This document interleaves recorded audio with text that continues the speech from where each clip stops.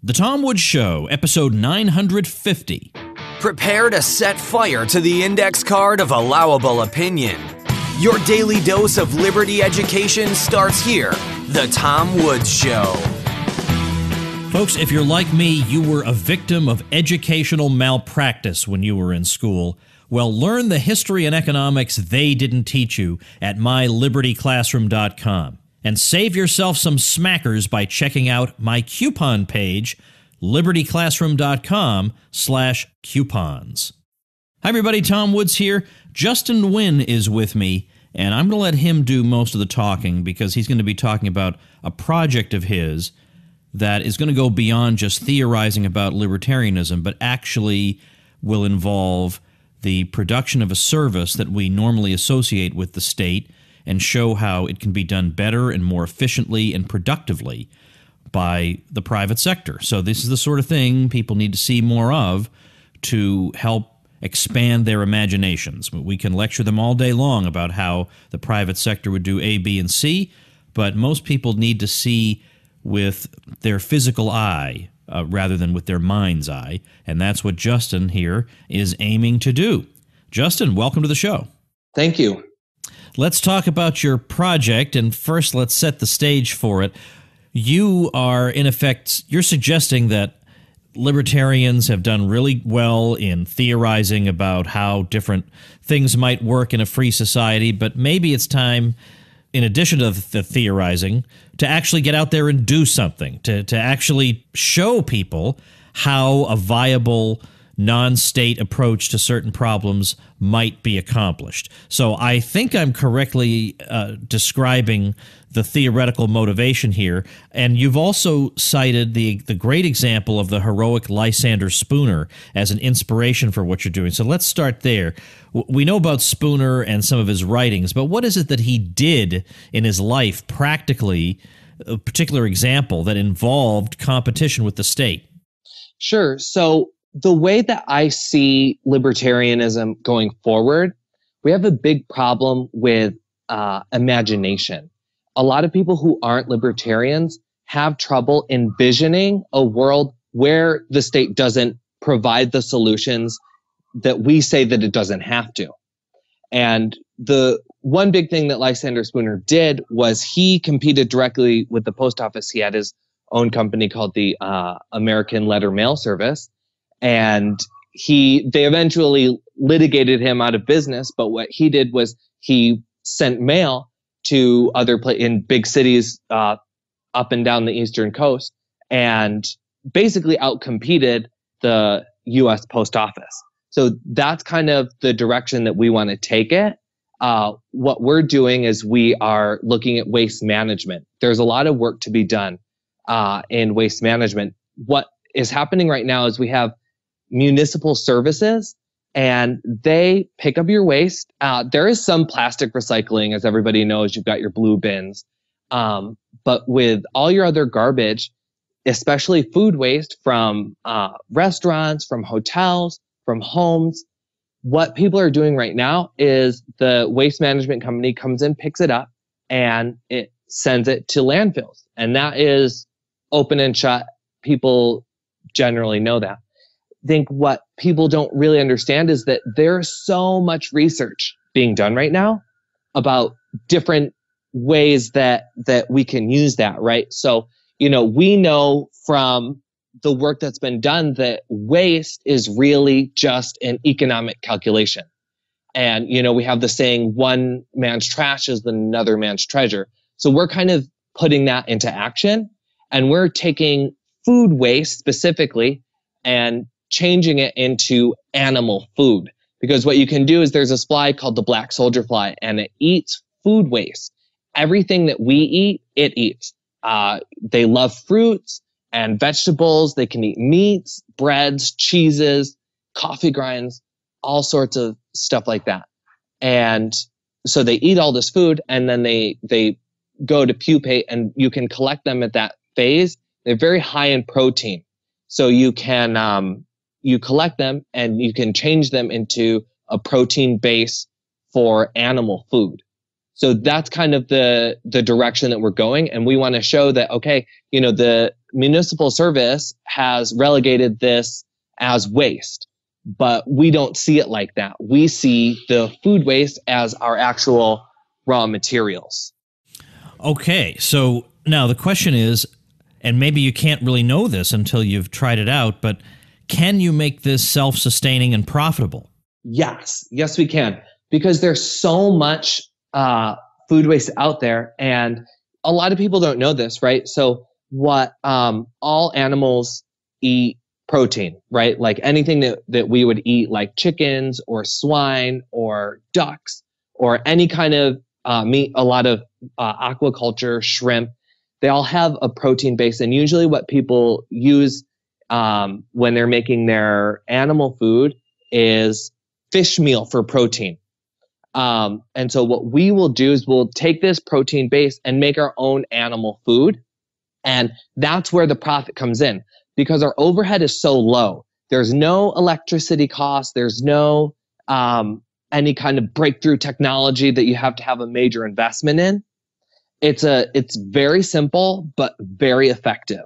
So because there's such a low overhead and a lot of restaurants, they're willing to go green in that kind of, it's the chic culture. Everybody wants to go green, but they don't want it to cost them anything. So we've talked with a lot of different hotels and a lot of different restaurants that are very willing. As long as we pick it up, they'll give it to us for free because they're paying for a service already. And so we get that for free, and then it's very cheap to convert it into animal food. So yeah, it can really be a self-sustaining model. It's very, very hopeful. Okay, so tell me then about the crowdfunding aspect of this. Okay, so what we're doing is we're crowdfunding it. So first and foremost, we're Christian, and we're secondly family, and we're third libertarian.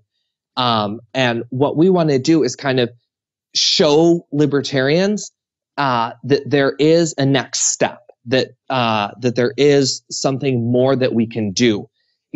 Mises said that we're fighting the intellectual battle. And I think the second front to that's based off the intellectual battle is the political battle. And we have heroes like Ron Paul and Rand Paul and other people that are really fighting to curb state power. But there's a third battle that we can do, and that's the market battle. And the reason that we're crowdfunding this is that we want to get people involved. We want people to be able to see, oh yeah, I'm a libertarian, and people always ask me, what do you do that is effective? There's a lot of talk, and a lot of the talk is really good, right? Withdrawing our consent, and anti-state this, and all these different kinds of things, which I totally support. I'm as Rothbardian as they come, but somebody was challenging me, and they said, what is your meaningful, effective change? What have you actually done?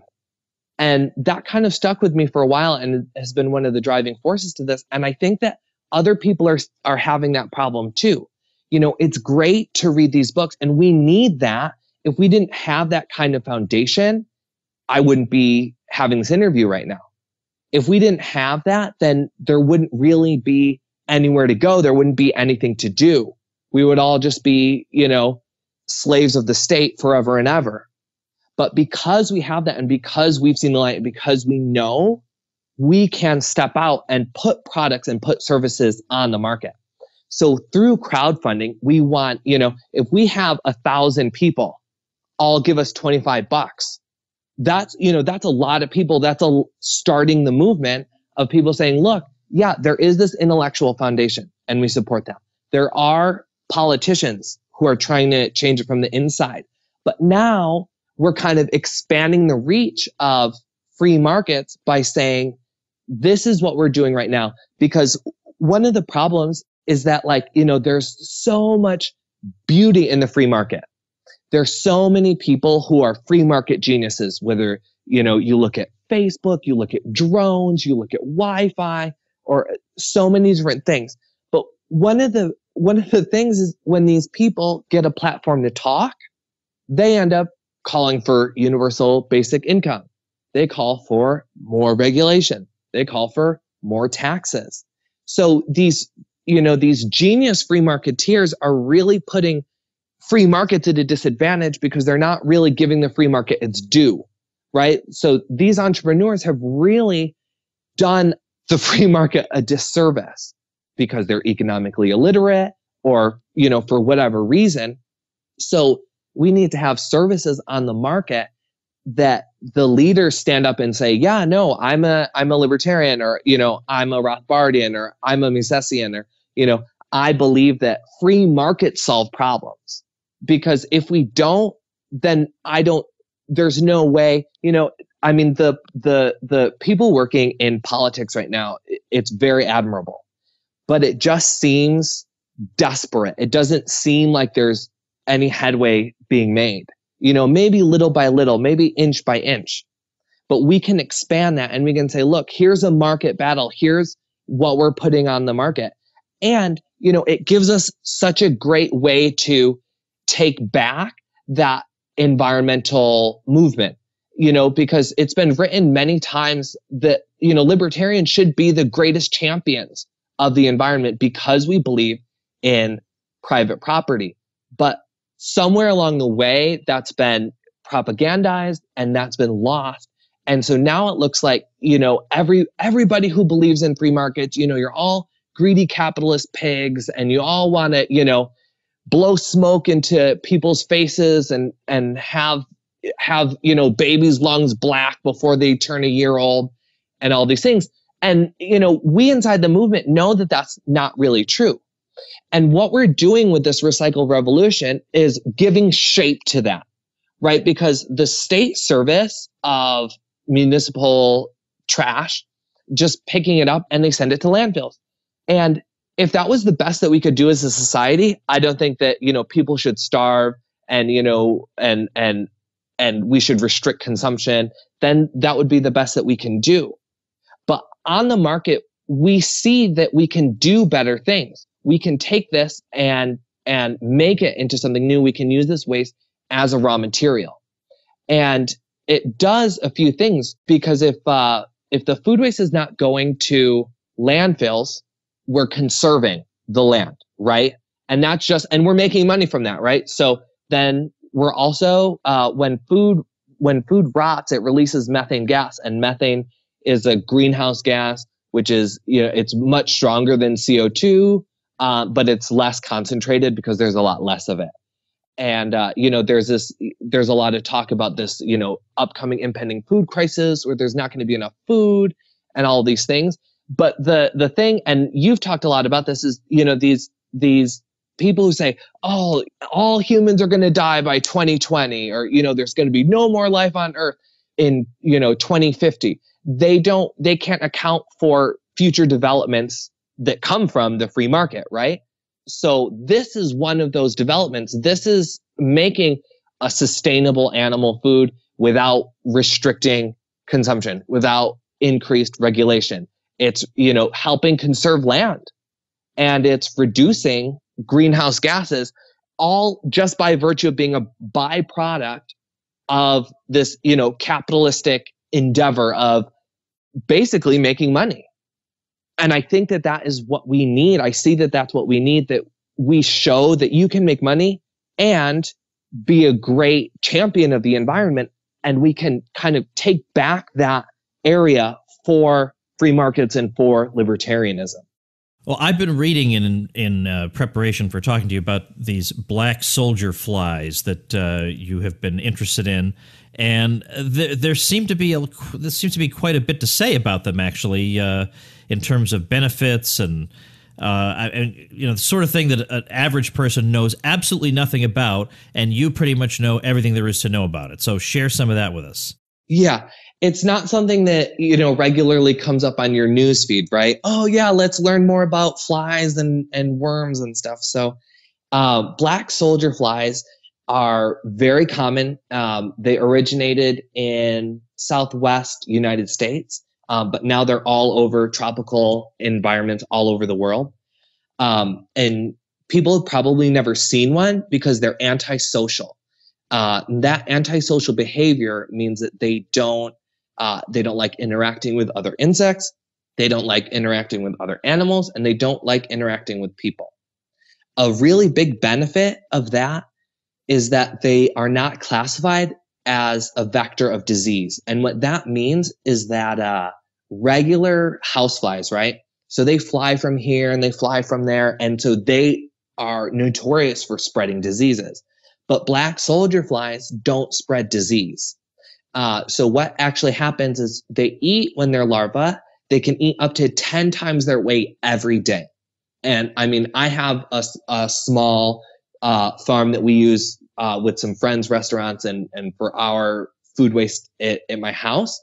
And they just consume and they eat food so fast. And then what they do is they pupate and they crawl away from the colony and you collect them. And then when they become adults, they lose their mouth so they can only drink water. And they're only alive from 5 to 8 days. And they're really weak flyers. So they're not flying around, checking your food, doing this or that. So they're very sanitary, which makes them so interesting. People have tried to use houseflies for insect protein, but it's not really workable because they don't have the characteristics. They're vectors of disease and things like that. And that's one of the reasons that puts black soldier flies in kind of a commercial viability. Their nutrient profile, a nutrient profile is, if you read the back of a cereal box and it tells you things have got 40% protein and whatever things that they have in there. So black soldier flies are packed with protein and fat and calcium.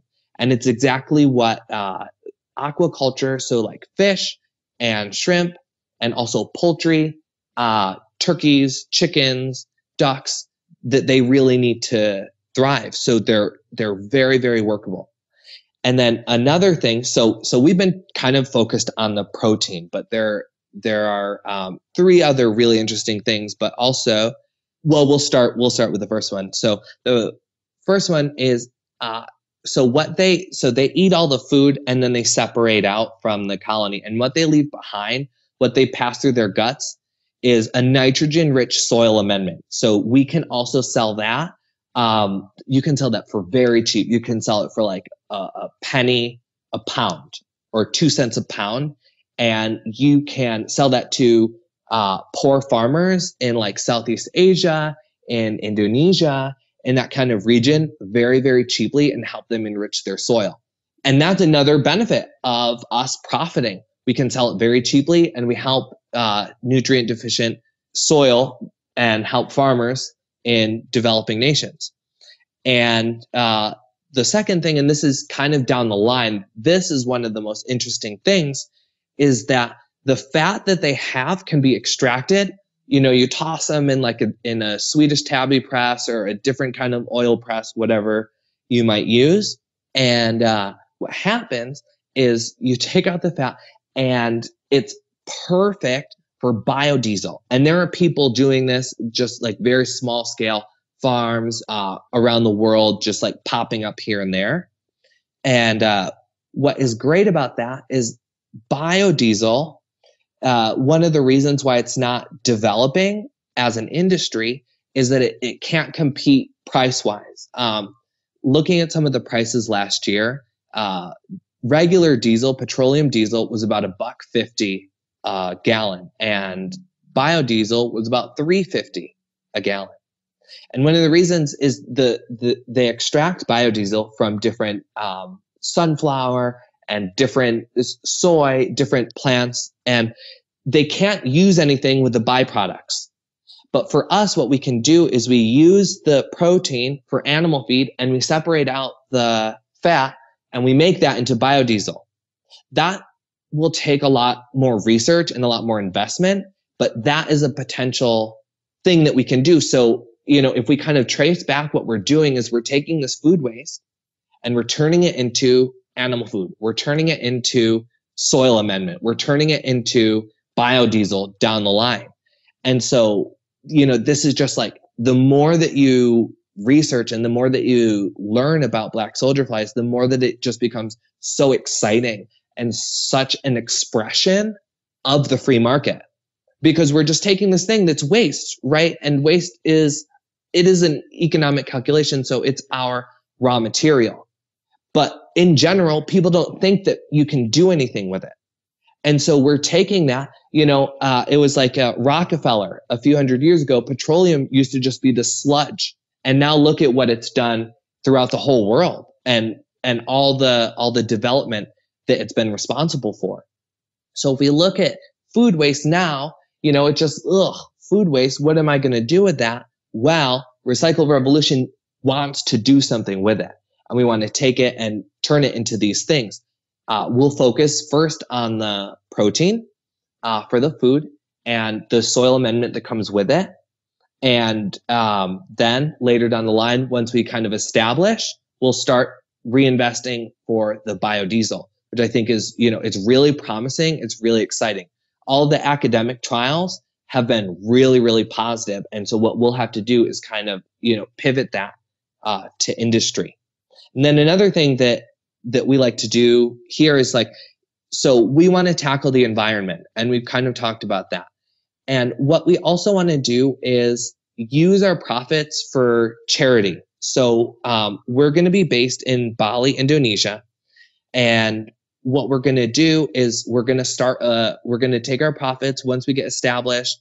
After we start bringing in some money and getting in some clients, we're going to open a soup kitchen. And Bali doesn't have a soup kitchen. There's a lot of homeless people. There's a lot of different problems going on. And so we want to reinvest in community development, because we also feel like that is another thing that is incumbent upon libertarians, right? So we want to show people that the market works in the environment, and we want to show people that the market also works in terms of personal charity. It's our personal responsibility to help people if we can, rather than letting the state do it and saying, oh yeah, I'll pay more in taxes.